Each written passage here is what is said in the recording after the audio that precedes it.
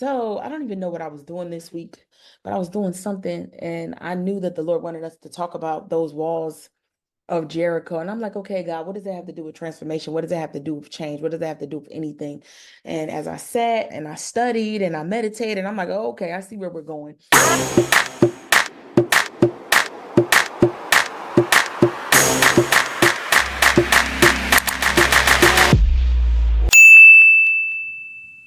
Tonight's topic of discussion is ingredients for divine change. And as I'm looking at the story of Jericho, the walls falling down and all of that kind of stuff, I saw us in our lives and our situations. And I pulled out 3 things that we have to be aware of when we want God to change something, when we have an expectation that God is going to change something in our lives.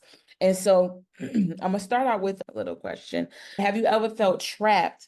Like you're confined within an escapable prison. Have you ever seen the movie Shawshank Redemption? In the movie, it's this man named Andy, and he goes to jail, and he's in jail. And the whole time he's in jail, he feels trapped. He can't go nowhere. He's stuck. And it's just as if nothing's going to change on the outside, but Andy has hope.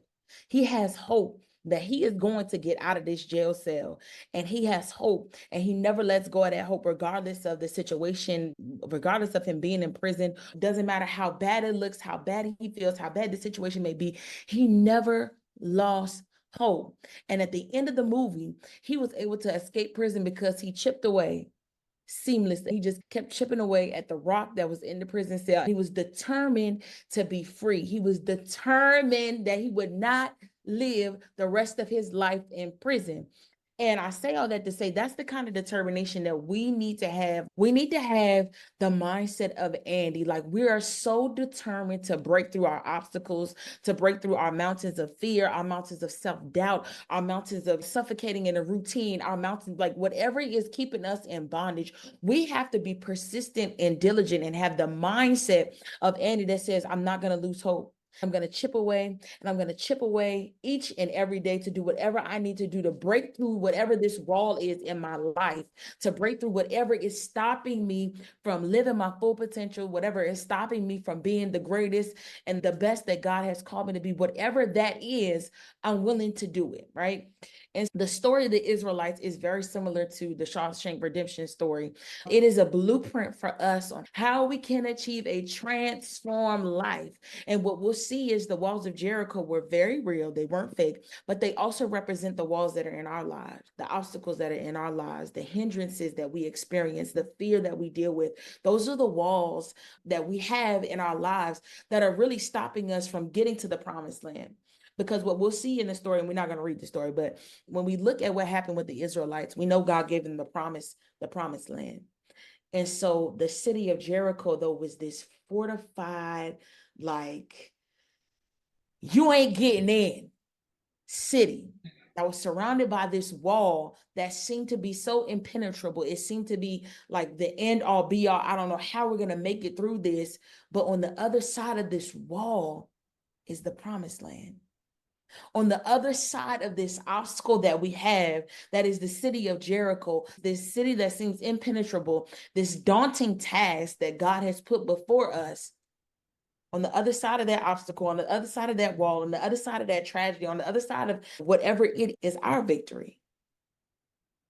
And so the story of Joshua and the Israelites and how they obeyed God's commandment, and on the 7th day, the walls just fell down, is an amazing story. It's a victorious story for us. And there's so much that we can get out of it, mainly surrounding how we can overcome obstacles and how we can deal with those walls in our lives to experience transformation. Like, what are those ingredients that happen for the Israelites that we need to implement, or that we can identify in our lives, so that we can experience that divine change, so that we can get to our promised land? How do we get past this wall? How do we get past this fear? How do we get past it? What do we do?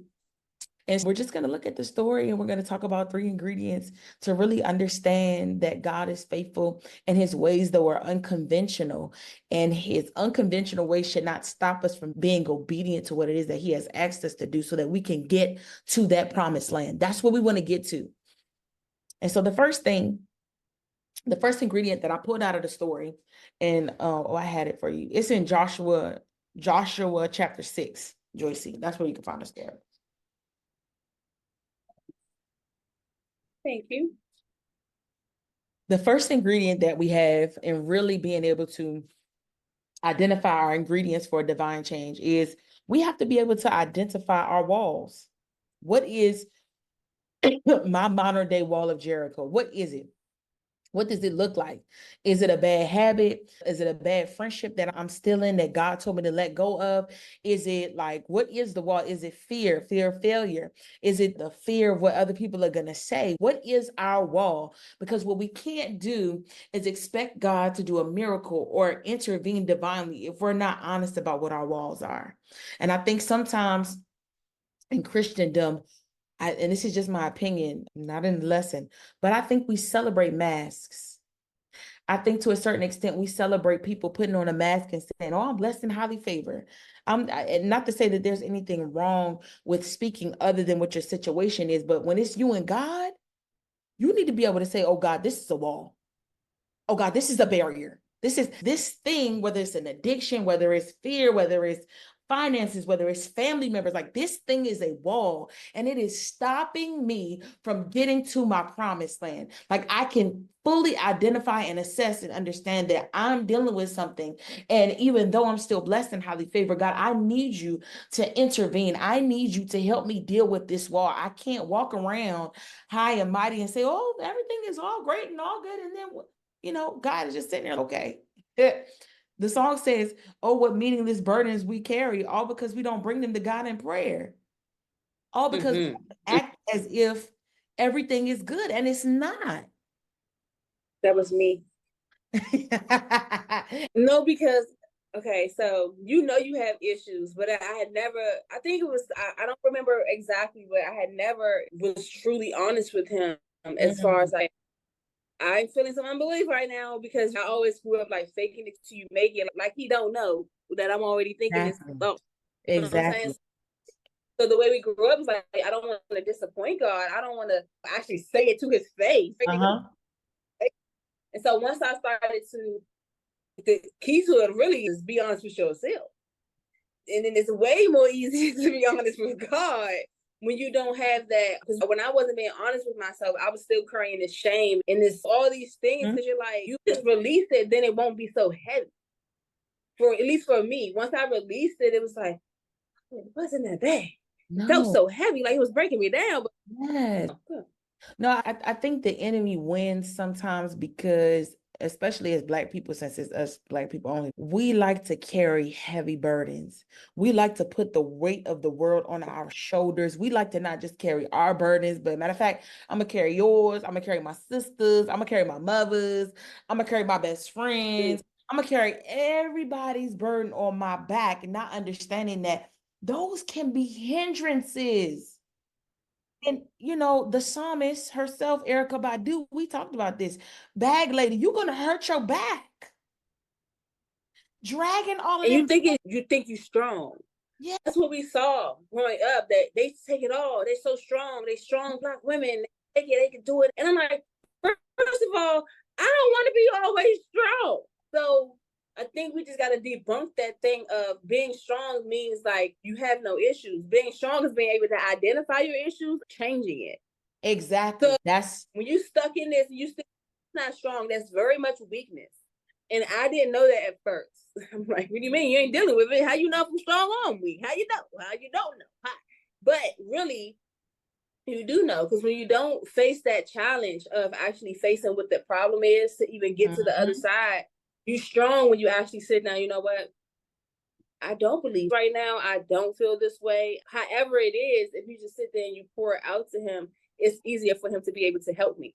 But the world will have us thinking another way, which is why we have to really get into the word of God like we're doing tonight and debunk all of those things, because it takes more bravery and boldness to say, hey, this is a hindrance.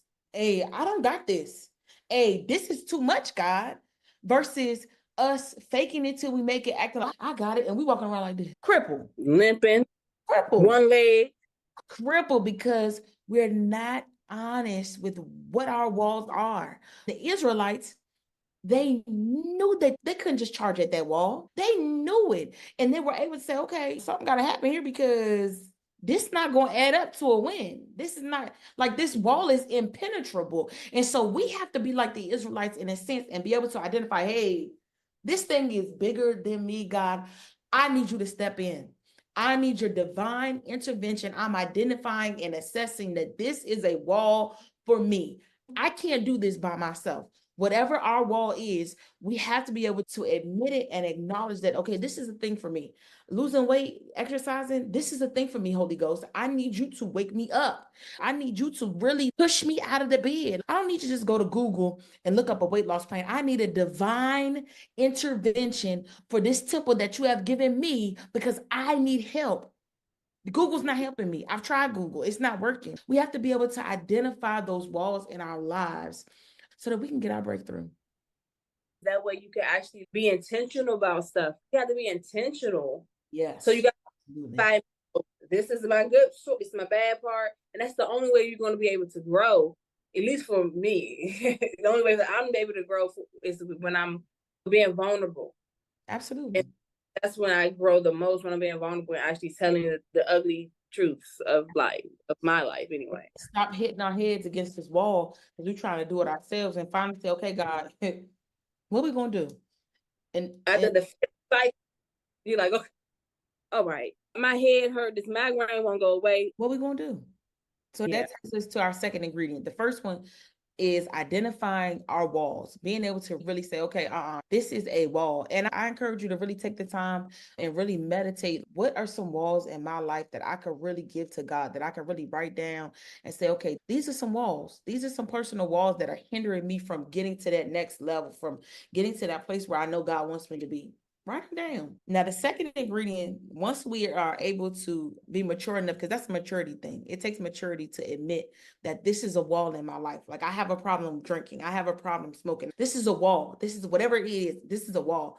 Then we have to be quiet enough to hear God when he gives us those divine instructions, because we do not serve a God who, when we call him, he doesn't respond. He's going to respond, but we have to be postured enough to hear clearly what those instructions are. Now, I'm going to read these instructions that he gave to the people of Israel, and this is what we got to understand about the instructions. God told the Israelites, and you'll find this in Joshua chapter 6, just read the whole chapter. The Israelites were instructed to march around the city walls once a day for 6 days. Then he tells them, you need an armed procession. An armed procession would lead the way, followed by the priests carrying the ark and blowing trumpets made from ram's horns. And the guard would follow, presumably also blowing trumpets. So for 7 days, circling the city once each day. And then on the 7th day, the instructions are different. On the 7th day, they're instructed to march around the city 7 times with the priests blowing the trumpet continuously. And after completing the 7th circuit, the entire army was to let out a mighty shout. Now, this is what happens when we get these divine instructions, and why we have to be careful and we have to point them out. In our natural minds, we are talking about a physical wall. And you mean to tell me that we came to you, God, and said, okay, God, we know the promise is on the other side of this wall. And your answer to us defeating Jericho, his answer is for us to march around the wall once a day, 6 days. And then on the 7th day, march around it 7 times. And the last time you want us to shout. Now, here's the problem. When God gives us divine instructions, they don't always make sense to us because he causes the foolish things to confound the wise. Now, we have to get to a point where we say, okay, God, it's not going to make sense, but I'm going to do it regardless, because to walk around the wall 6 days in a row, once a day, and then on the 7th day to do it 7 times, and then on the last round, we're going to shout, that's not making sense to me. And sometimes we've been able to identify what our walls are, but when God gives us the instructions, they don't make sense to us. So we don't carry them out. So we don't get a breakthrough. We don't get to the promised land. We don't get to walk in divine freedom and purpose and destiny because the instructions didn't make sense. And we didn't choose to be obedient to those instructions because, God, how does that make sense? You telling me to do what, when, where, and why? With what money? With what resources? Who gonna support me? Where the support gonna come from? It's not making sense. I did the first part. I identified what my wall was. Now you giving me divine instructions, but they don't make sense. This is what we say: the devil is a lie. And if the Lord had told us to do that in my finite mind, I believe I would say, no, that can't be right. Because why would God want me to walk around a wall 7 days in a row and then on the last day walk around it 7 times and then shout? How's that victory? That don't make sense. That don't make sense. But that's exactly what they need. It's crazy though, because God can speak to us in a multitude of ways. He can speak to us through his word, through prayer, through wise counsel. Like you could feel internally, oh yeah, I got to pay for Shorty's groceries, but I only got $5. This only $5 I got on my account. It's not gonna make sense. But us being able to say, God, it don't make sense, but I trust you. But I'm gonna be obedient to your instructions is our third ingredient. It's like when he told the man, go wash in the muddy water to get clean. I've been trying to unmute this phone while I was driving. I said, girl, don't crash while you driving. But I just had to throw that in there. I'm sorry. No, that's true. This stuff just does not make sense. But it's our obedience to doing those things that don't make sense that get us to the breakthrough. Okay. So once we identify that we have a wall, this is what our Jericho looks like. Then we have an expectation because God did it for the Israelites. He's going to give us divine instructions. They're not going to make sense. They're not always even going to align with our bank accounts. They just not going to make sense. Because if it made sense, then it ain't faith. So the third ingredient is when he gives us those divine instructions. He puts the ball back in our courts. We've identified our walls and said, oh God, this is a wall. Then he's given us divine instructions. So he puts it back on us. He does his part. He speaks the instructions, and then we have to be bold enough to obey, regardless of what we think, regardless of how we feel, regardless of whether it makes sense or not, regardless of whether the money adds up or not. It is on us. Because at that point, the walls are only coming down if we obey his instructions. The walls are not coming down if we do not obey his instructions. And we continue to deal with this wall that is impenetrable, that is difficult to deal with, that is right in between. It is the thing that is hindering us from getting to the promised land. We won't get rid of it if we don't obey the instructions. That wall is always going to be there. That situation is always going to be there. No matter where we go, no matter what we do, we can try to fly to Bermuda. It's going to be there. No matter what happens, it's going to be there because we chose to not obey his instructions. We chose to not be bold enough to say, I know it don't make sense, but I'm going to build this ark. If Noah to them, we wouldn't be here, quite frankly. So sure did. You know, looked at it like, I always love that story of the Noah story because it's just like everybody, he was the only, I want to be like, I want to have so much that I could be like, what everybody around me calling me crazy. And I'm just walking around here, sure, I'm crazy. And I'm just sure in my relationship with the Lord. Yeah.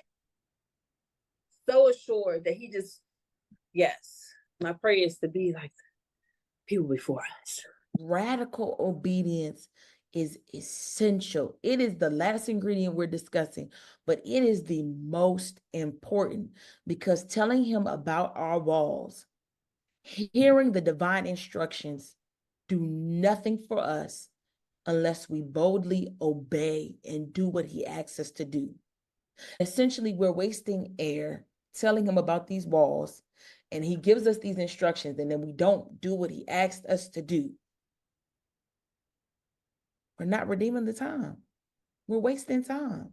And then we keep trying to figure out, God, why can't I do this? And why can't I do that? And why does this keep happening?